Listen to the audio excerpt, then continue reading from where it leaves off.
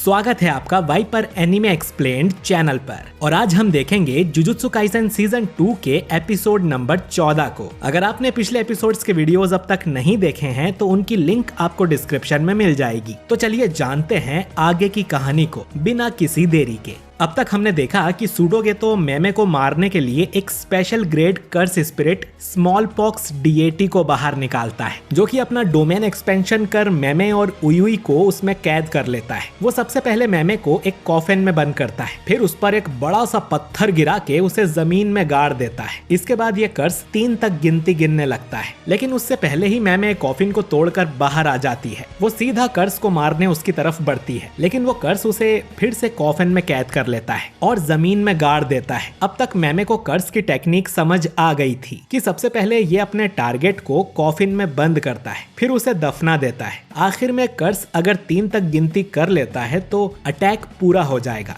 और अगर इससे पहले मेमे कॉफिन से बाहर नहीं आई तो उसे स्मॉल पॉक्स की बीमारी लग जाएगी और वो तुरंत ही मारी जाएगी। मेमे फिर से कॉफिन के बाहर निकल आती है और फिर उयुई को लेकर एक पत्थर के पीछे छुप जाती है। मेमे को इस फाइट में काफी चोट आ गई थी। अगर वो एक बार और कॉफिन में फंसी तो वो हिलने की हालत में भी नहीं रहेगी और फिर सूडोगेतो से ठीक से नहीं लड़ पाएगी। मेमे ये भी समझ जाती है कि ये कर्स स्पिरिट उसी पर्सन को टारगेट कर रहा है जिसके अंदर सबसे ज्यादा कर्स एनर्जी है, और अपने डोमेन में वो ऑटोमेटिक ही ये अटैक कर सकता है। मेमे के साथ उसके 2 क्रोज भी इस डोमेन में आ गए थे अपनी थ्योरी को प्रूव करने के लिए। मेमे एक क्रो को कर्स एनर्जी से भर देती है और फिर वही होता है जो उसने सोचा था। वो क्रो कॉफिन में बंद हो जाता है, उस पे पत्थर आके गिरता है और फिर उसकी मौत हो जाती है। अब मेमे समझ जाती है कि इस कर्स को मारने के लिए उसे उसका ध्यान उयुई की तरफ करना पड़ेगा ताकि मेमे को थोड़ा समय मिल जाए। लेकिन इस प्लान में उयुई की जान भी जा सकती है, क्योंकि वो तो सिर्फ पत्थर गिरने से ही मर जाएगा। मेमे उयुई से पूछती है कि क्या वो उसके लिए अपनी जान दे सकता है, और उयुई खुशी खुशी इसके लिए राजी हो जाता है। इसके बाद उयुई बाहर निकलकर ढेर सारी कर्स एनर्जी रिलीज करता है और कर्स तुरंत ही उसे कॉफिन में बंद कर देता है। लेकिन इससे पहले कि वो दूसरा स्टेप कर पाता, मेमे उसके पास आकर उसके हाथ काट देती है, जिससे कि वो अपनी टेक्निक के इशारे ना कर पाए। मेमे फिर बोलती है कि उसने उयुई को अपने साथ सिर्फ सामान उठाने के लिए नहीं रखा है, बल्कि वो डोमेन्स को काउंटर कर सकता है। असल में उयुई को सिंपल डोमेन बनाना आता है, जिससे वो खुद को किसी दूसरे डोमेन एक्सपेंशन से प्रोटेक्ट कर सकता है। यानी कि ये कर्स चाहकर भी उयुई को नहीं मार सकता। अब वो कर्स अपने हाथों को हील करके पीछे से मेमे पर अटैक करता है, लेकिन अचानक ही वो दूसरा क्रो बुलेट की तरह इस कर्स के आर पार हो जाता है और स्मॉल पॉक्स कर्स का खात्मा कर देता है। लेकिन कर्स के साथ ही वो क्रो भी मारा जाता है। अब मेमे पूछती है कि एक सॉर्सरर के लिए अपनी पावर बढ़ाने का सबसे आसान तरीका क्या है, जिस पर उयुई बताता है कि बाइंडिंग वाउ के जरिए पावर के बदले किसी की बलि देना। अब मेमे की innate technique black bird manipulation है और इस अटैक का नाम बर्ड स्ट्राइक था, जिसमें मेमे अपने क्रो की कर्स्ड एनर्जी को हद से ज्यादा बढ़ाकर उसे हथियार की तरह यूज कर सकती है, लेकिन बदले में उस क्रो को अपनी जान देनी पड़ती है। मेमे के इस अटैक से कोई भी इंसान जिंदा नहीं बच सकता सिवाय सातोरु गोजो के। अब ये दोनों उस कर्स के डोमेन से बाहर आ जाते हैं। गेतो के भेजे कर्स और कर्स यूजर को मारने के बाद अब मेमे सीधा गेतो से लड़ने को तैयार थी। वो अपने पास ढेर सारे क्रोस को बुला लेती है और उनसे पूछती है कि क्या वो उसके लिए मरने को तैयार हैं। वहीं सूडोगेतो मेमे की तारीफ करते हुए कहता है कि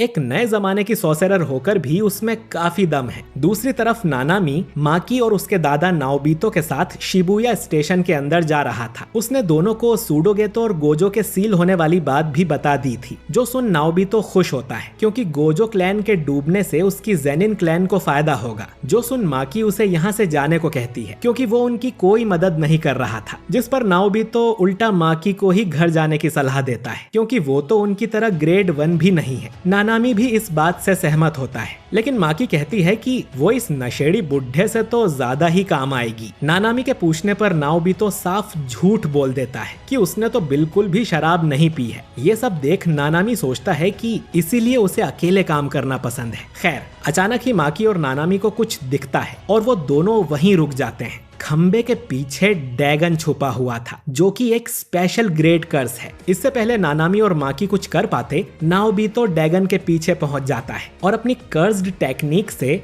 डैगन को एक फ्रेम में कैद कर देता है। फिर वो डैगन में एक जोरदार मुक्का मार के उसे दूर फेंक देता है। नानामी और माकी दोनों ही नाओबितो की स्पीड देखकर हैरान थे। उसके मुक्के ने डैगन को बुरी तरह से घायल कर दिया था, जिससे कि वो उल्टी भी कर देता है। उल्टी में हजारों स्केलेटन्स बाहर आते हैं, उन सब इंसानों के जिन्हें डैगन ने अब तक खाया होगा। डर के मारे डैगन अपने दोस्तों को आवाज लगाता है, जैसे जोगो, माहितो और हानामी। लेकिन फिर उसे याद आता है कि हानामी तो मर चुका है। अपने दोस्त की मौत को याद कर डैगन बहुत ज्यादा गुस्सा हो गया था और फिर वो अपने सबसे पावरफुल रूप में ट्रांसफॉर्म हो जाता है। नाओबितो समझ गया था कि डैगन अब तक सिर्फ एक कर्स वॉम्ब यानी अंडा था, इसीलिए वो इतना कमजोर था। अब डैगन अपनी उंगली से पानी का गोला बनाता है और नीचे दे मारता है, जिससे कि पूरे एरिया में बाढ़ सी आ जाती है। माकी अपना भाला पास के एक खंबे में मारकर खुद को बहने से रोकती है, लेकिन नाओबितो अपनी तरफ आने वाले पानी को भी फ्रेम्स में कैद कर लेता है। अब नाओबितो कर्स स्पिरिट से पूछता है कि क्या वो जानता है एनिमेशन के 1 सेकंड में कितने फ्रेम्स होते हैं, और आजकल की टेक्नोलॉजी से तो 4K 60 FPS एनिमेशन भी आने लगे हैं। नाओबितो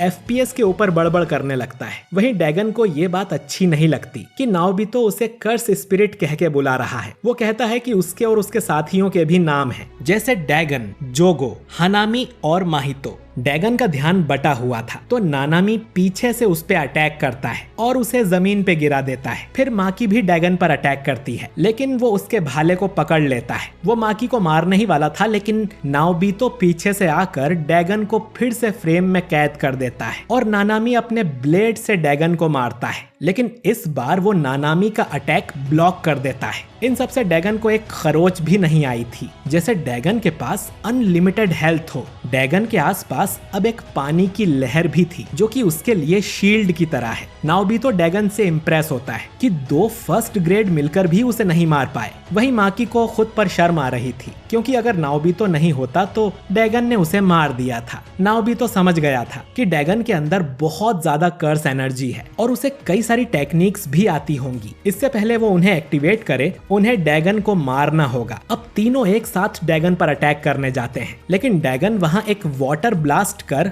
हवा में उड़ने लगता है। लेकिन नाओबितो ने इसका पहले ही अंदाजा लगा लिया था। वो डैगन के ऊपर आकर उसे जोरदार लात मारता है और फिर एक मुक्का भी। नाओबितो की स्पीड देख डैगन समझ जाता है कि इस लड़ाई में ये बुढ़ा ही सबसे बड़ी दिक्कत है और वो जोगो से भी ज्यादा तेज है। डैगन अब अपना डोमेन एक्सपेंशन करने के लिए हैंड साइन बनाता है, लेकिन नाओबितो मुक्का मार के पहले ही उसे तोड़ देता है। और अब हमें नाओबितो की कर्स्ड टेक्निक के बारे में बताया जाता है, जिसका नाम है प्रोजेक्शन सॉर्सरी। इस टेक्निक से नाओबितो 1 सेकंड के अंदर अपने मन में ही 24 फ्रेम्स बनाता है और उसका शरीर फिर अपने आप ही उन फ्रेम्स के रास्ते पर चला जाता है, जिससे ऐसा लगता है जैसे नाओबितो एक जगह से गायब होकर दूसरी जगह चला गया हो। टेक्निक के समय अगर नाओबितो अपने दुश्मन को छू ले तो उन्हें भी फ्रेम्स वाले रास्ते पर ही चलना होता है, वरना वो एक फ्रेम के अंदर 1 सेकंड के लिए फ्रीज हो जाता है। लेकिन इस टेक्निक में नाओबितो को फिजिक्स का भी ध्यान रखना पड़ता है। अगर वो कोई ऐसी फ्रेम्स बनाएगा जो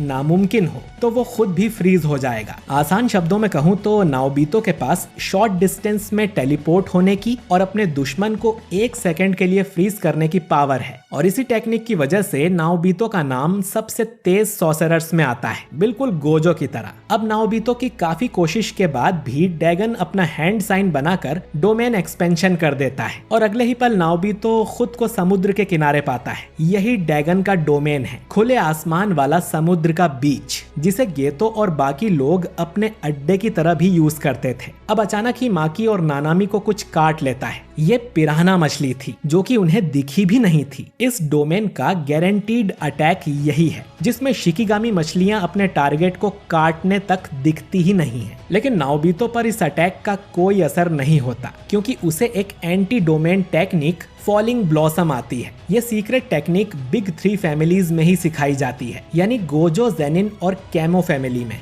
ये टेक्निक भी सिंपल डोमेन जैसी ही है, लेकिन इसमें यूजर की कर्स एनर्जी अपने आप ही गारंटीड अटैक्स को रोक देती है। डैगन जानता था कि नाओबितो बहुत पावरफुल है और अब वो अपनी 70% पावर से नाओबितो पर हमला करेगा और 30% से बाकी 2 लोगों पर। डैगन अब अपनी डेथ स्वार्म टेक्निक को एक्टिवेट करता है, जिससे यहाँ सैकड़ों शिकिगामी मछलियां आ जाती हैं। नानामी माकी से कहता है कि जैसे ही मछलियां उसे कांटेक्ट करें वो तुरंत ही उन्हें काट दे। वरना वो उन्हें कच्चा चबा जाएंगी। लेकिन एक मछली सीधा नानामी को काट लेती है और फिर ढेर सारी मछलियां उस पर आ जाती हैं। दूसरी तरफ नाओबितो अपनी टेक्निक की वजह से मछलियों से बचा हुआ था, लेकिन वो रुकने का नाम ही नहीं ले रही थी। नाओबितो कुछ सोच ही रहा था कि डैगन भी मछलियों की आड़ में उसके पास आ जाता है और उसे एक जोरदार मुक्का मार देता है। माकी उस पर अटैक करने आती है, लेकिन डैगन उसे सबसे कमजोर बताता है और लात मार के उसे भी दूर कर देता है। फिर डैगन नाओबितो से कहता है कि डेथ स्वार्म टेक्निक से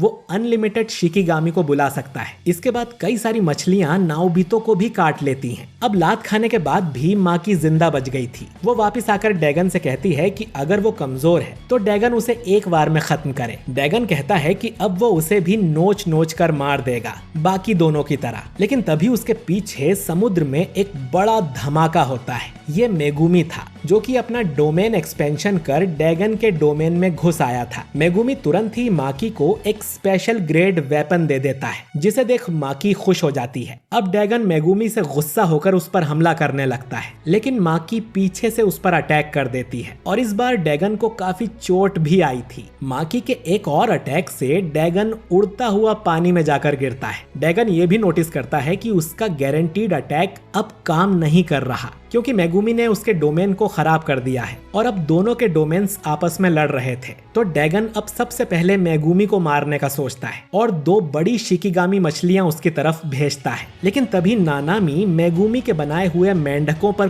कूदते हुए यहाँ आता है और उन दोनों मछलियों को बीच में से काट देता है। फिर नानामी मेगुमी से कियोटाका और यूजी के बारे में पूछता है। मेगुमी उसे बता देता है कि कियोटाका बेहोश है और यूजी स्टेशन के अंदर है। नानामी अब मेगुमी को अपने डोमेन पर फोकस करने को कहता है। डैगन ये देख शॉक में था कि नानामी अभी तक जिंदा है, लेकिन उसे ये देखकर और बड़ा झटका लगता है कि नाओबितो भी मरा नहीं था और उसने सिर्फ अपना एक हाथ खो दिया था। डैगन माकी और नाओबितो को दूर रखने के लिए 2 ईल्स निकालता है, लेकिन वो दोनों उन्हें काट देते हैं। नाओबितो कहता है कि भले ही वो 71 साल का है, लेकिन अपने हाथ का बदला वो जरूर लेगा। इधर नानामी मेगुमी को प्रोटेक्ट कर रहा था, लेकिन मेगुमी की हालत खराब हो रही थी। मेगुमी बताता है कि वो डैगन के डोमेन को खत्म करने की कोशिश नहीं कर रहा है, बल्कि वो इसके बैरियर में एक छेद करना चाहता है, जिसमें से वो सभी यहाँ से बाहर निकल सकें, ताकि डोमेन के बाहर वो लोग आराम से डैगन को हरा दें। और उसे नहीं लगता कि ये डैगन एक दिन में फिर से डोमेन एक्सपेंशन कर पाएगा।